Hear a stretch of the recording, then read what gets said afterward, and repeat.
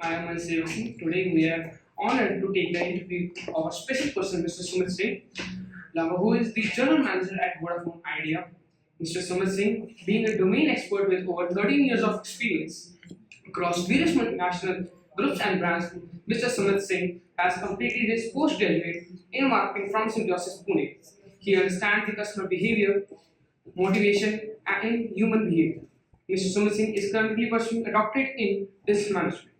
Born as a digital native, Mr. Sumit Singh was naturally inclined to networking reality and became a whiz kid at the age of 16.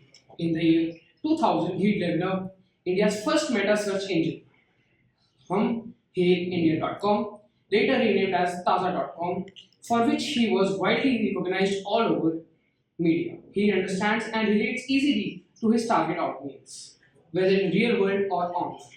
Now we will continue our conversation with Mr. Smith Singh on his experience and knowledge about the management and processes. So, sir, can you please describe your leadership qualities and management style? Okay, so leadership styles are very unique and different to all the different individuals. I would say for me it is more natural. I like to have and give trust in my team, and I try to motivate them to bring out the best in them so that whatever task or job is at hand, they should be able to fulfill that at their level best. I would say I would say that's my leadership style. Thank you, sir. Very nice. Thank you. So, what other skills do you think a manager or a leader should have? Okay, so the skills that a manager should have is he should be a domain expert. He should know what is the nitty-gritties of any task or any job, so that and that can only happen if you have already worked in that kind of a profile or you have grown up the ladder. And naturally, if you are able to trust people, that makes all the more easier for you. Sir, the answer the sir has given us, we have read in our books also. So, sir, how do you motivate your team members? Okay, motivating them by recognizing their efforts, and so R&R plays a very key role in all my uh, what you call all my daily routine. So whenever a task has been done, I try and recognize that team member who has been able to fulfill that. So that is my motivating style. So rewards and recognition, keep on recognizing people for even a small bit of an effort that they would have. Results generally don't matter much at this stage, because if you are recognizing people for their work, the results will naturally follow. It is important that the input is there, the output will take care of itself. Nice, really nice from your knowledge. So, how do you ensure your team is continuously developing and improving their skills? I tell each and every team member to A, read a lot of books, and B, do a lot of courses and work on themselves. So they should know what is going around in the world. What happens in a corporate field is that once you are out of your college and universities, that you are straight off set off to a corporate work environment, and where you have a tendency to have your blinders on, and you are just uh, you just look at the task, what needs to be done, and you just keep on doing that task. And in that whole process, what happens is that you kind of lose touch with what is going outside in the outside world, because you are so engrossed, you need to put in your best, and you lose your touch with the outside world. So the best way to be in touch with the outside world is, again, do a lot of reading, read up what's going on, uh, meet the youth or the college students, go and meet them. So because they are in the know. So once you are meeting them, having a conversation with them, you will be knowing, and then do a lot of, see, our studies stop once we do our graduation or post graduation. How do you keep updated with what's the latest technology and what's happening? So you need to do a lot of courses and do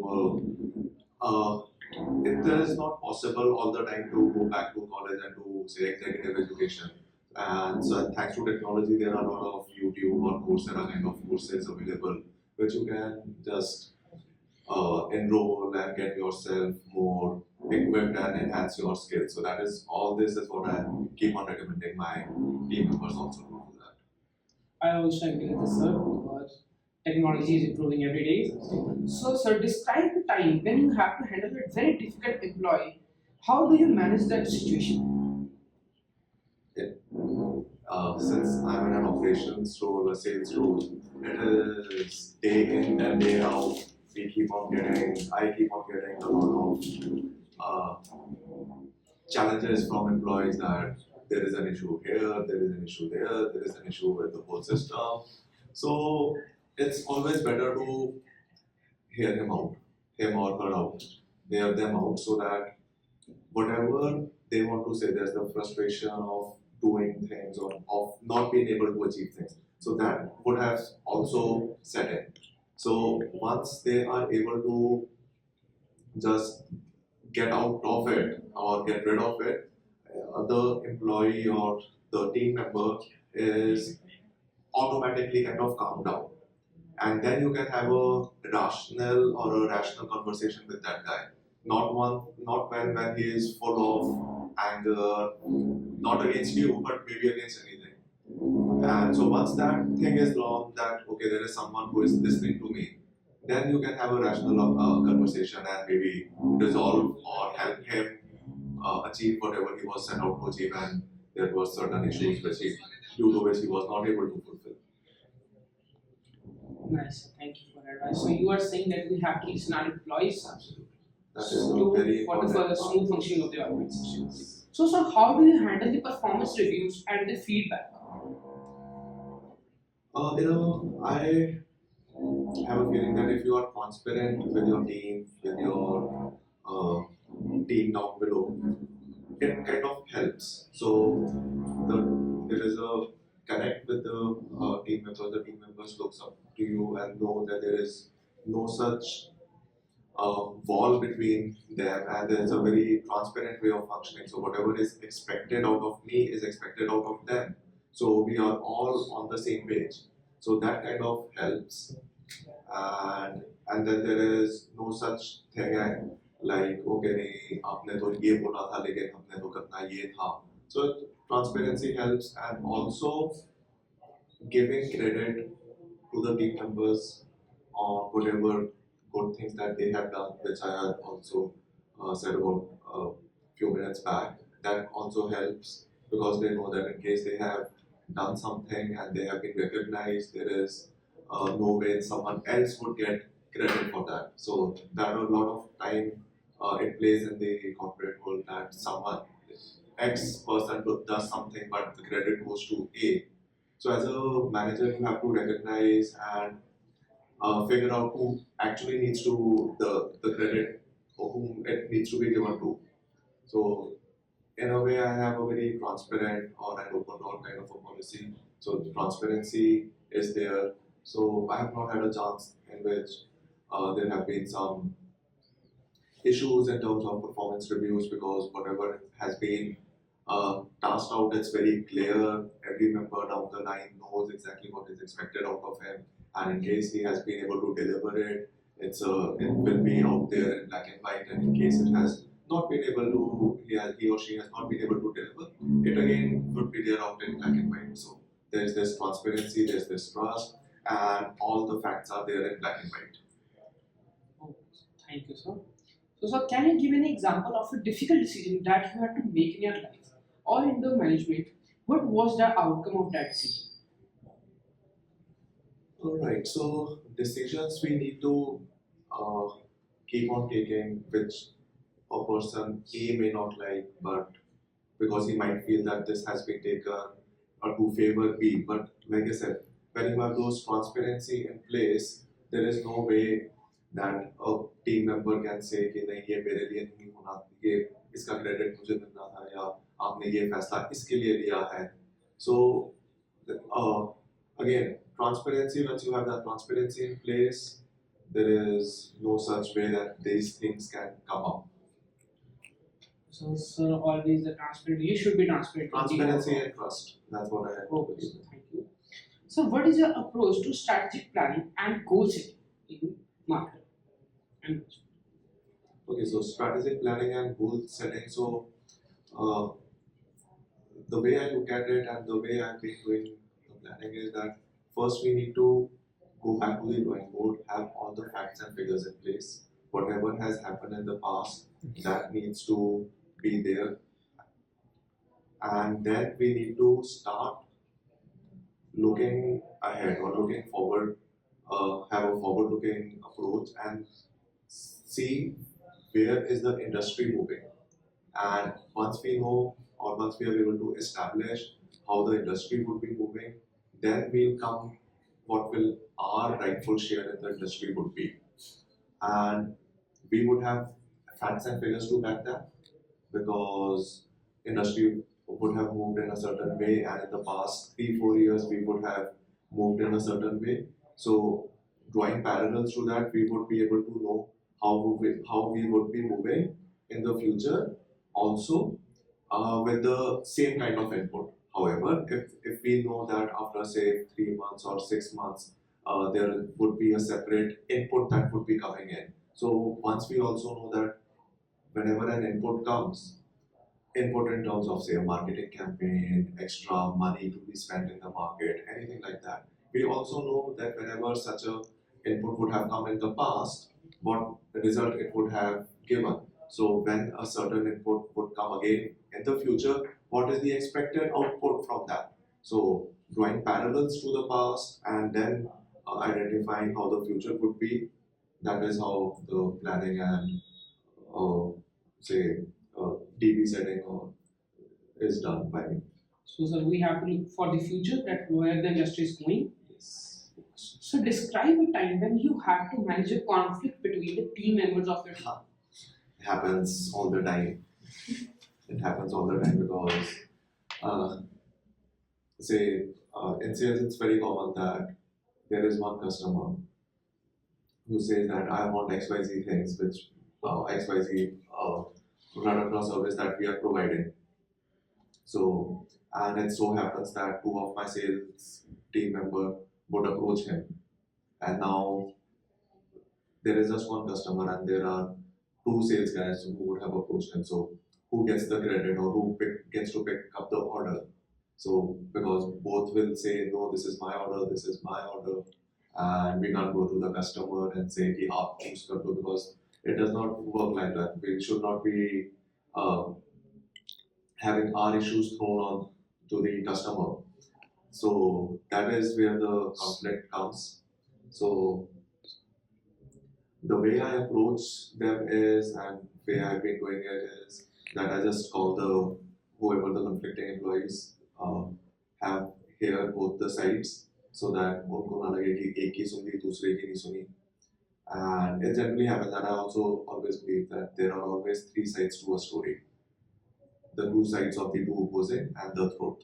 And the truth sometimes lies midway. And as a manager, as a leader, you have to figure out where the truth lies after hearing both sides of the story. So once you have listened to both sides of the story, you kind of make a note in your mind that as a customer who approached the customer first, or who was the customer in touch with earlier, or was it an existing customer? So then you are able to rationally decide who the order should go to. And then in front of both the employees, you just lay out your decision. So it's like playing like a mini court, hearing both the advocates argue it out, and then depending on whose argument was stronger or who was in the right according to the rule book, and then just laying out your decision. So, sir, you work like as a judge in an organization. Sometimes you have to. How else would we be able to solve two employees who are at each other's neck? You just Right. can't let it go. So, sir, now I would like to my friend Manan, who will further continue with a great guest, Mr. Continue our conversation with Sir. So I would like to ask that how do you handle unexpected challenges or setbacks? And how do you adapt to these organizational changes? Positively. That's the key word. Life is not smooth. Corporate world is not smooth. There will be setbacks, there will be challenges. Look at challenges as opportunities. How can you take on a challenge and conquer it? It's like conquering new avenues. So that is how I look.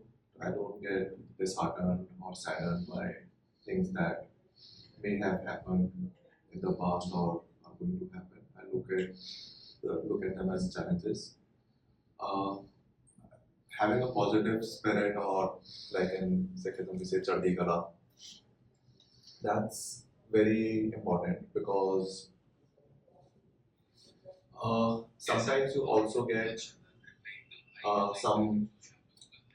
sometimes luck goes in your favor. That is something that you would not have worked hard for, but luck somewhere plays a role, and you are thankful towards that.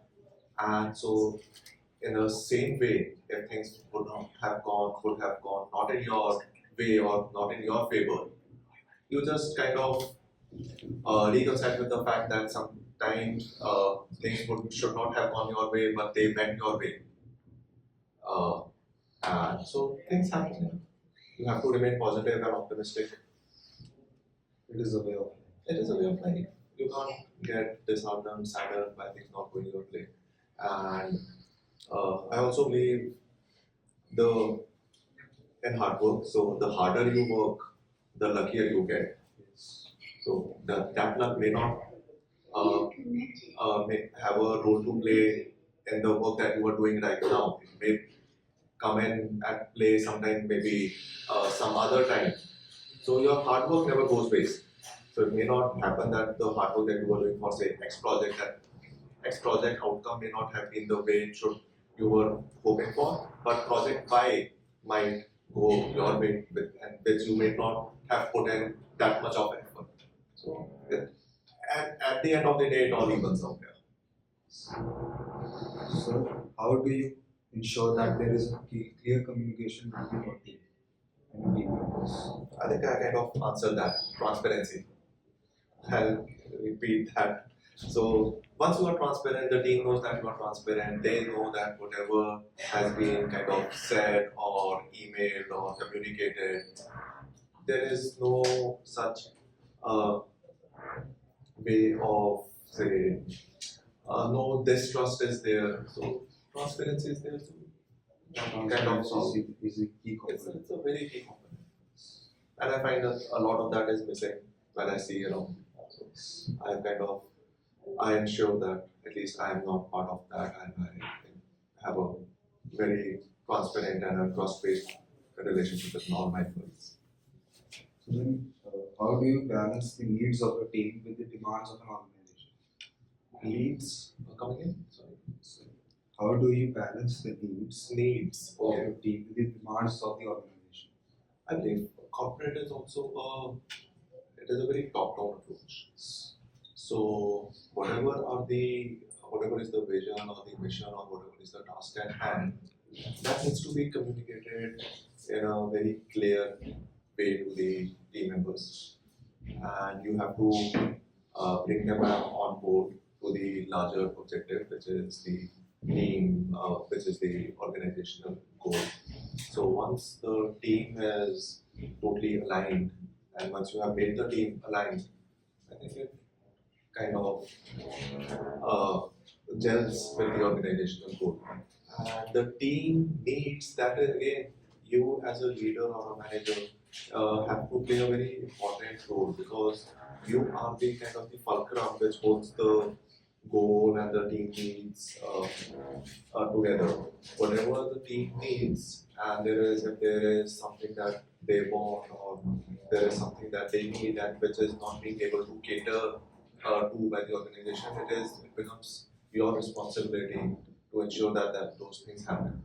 So you also have a communication, upward communication, so that it's not always a top-down approach. It is also an upward approach also that needs to happen, and you and one as a leader or a senior manager needs to play a very important role in that. So how do you build and maintain relationships with your team members? Like what is the main component of team relationship? You need to be able to connect to your employees at a personal level. You need to have a trust. A trust factor is very important. Once you kind of have the trust factor, or you are able to relate and connect with the employees or your team, I think the work is done, because you kind of know if what the team member is looking for and what are his challenges or what are his strength areas. As a manager, if you are able to identify that, I think you will only help him achieve his goals in a much better and successful way. So like what tools or software do you find most effective for managing your team and your projects? Yeah, and the corporate world, I think Excel is the It is the most important. most important and most useful and most overused tool. So it kind of helps that since you are in sales or operations or whatever is required and whatever has happened, you kind of maintain an Excel of various things. So that kind of plays a very important role, because you have records of everything and your targets, your achievements, your trends, everything kinds of goes in there. And nowadays there are such wonderful AI tools that you can use. So I keep on recommending and start also use a lot of AI tools, like for you just all the tools are just a Google click away. Whatever you want to think of it, you just Google those, and there's an AI tool available for it. So you have to keep yourself updated and abreast with all the latest technologies also. So those kind of help. Like so can you provide an example of a time when you had to implement a new process or a system? How did you ensure its 100% success? So new process. So uh, whenever we need to roll out a new process or a new project, the approach that I generally use is have a all teams meet, so that everyone is taken through the nitty-gritties of whatever is the task is at hand. And if anyone has any doubts or any clarity is required by anyone, you solve them or clarify or make them look at the broader picture why this particular project or tool is being implemented. And once that is done, I think your 50% job is done. We as a human race, we try to resist change.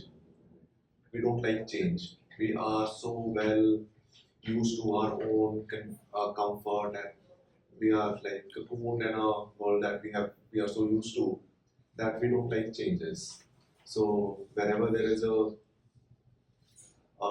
instrument of change getting being brought in, there is a resistance. So how do you take that resistance away is telling them and opening up to them the benefits of new tools and their purpose and how they are going to benefit each and every one of the team members.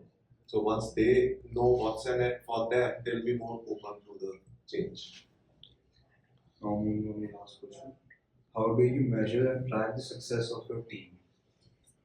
I think in sales, it's numbers. If you are in the green on the growth path, that's the success, which is there out there in black and white. But more than the numbers and more than the uh, growth, it is also the kind of effort the team would have put in. And that is a very subjective, or as a manager, you need to see who has put in the maximum effort, because it may not happen that the person putting in the maximum effort would have had the highest success. So that is where a role of a leader or a manager comes in, and he or she needs to understand and know who kind of has put in the maximum efforts and who has reaped the maximum benefits. So there may be a scenario that the person putting in the maximum effort may be in the red, but you know that he has put in a lot of effort. And the person who would have put in the least effort makes comes out in the green. So while the success is out there for him to celebrate, one should not forget the effort put in by the other person also. So as a manager, as a leader, you should also pat him on his back and uh, appreciate what he has done. But and end of the day, it is the when the whole uh, wheels are moving in the right direction and in an upward trajectory. I think that's the success that we all look forward to. Thank you, sir. It was a wonderful experience. And thank you for taking your time out of your busy schedule. Thank you so much. I wish you all the very best.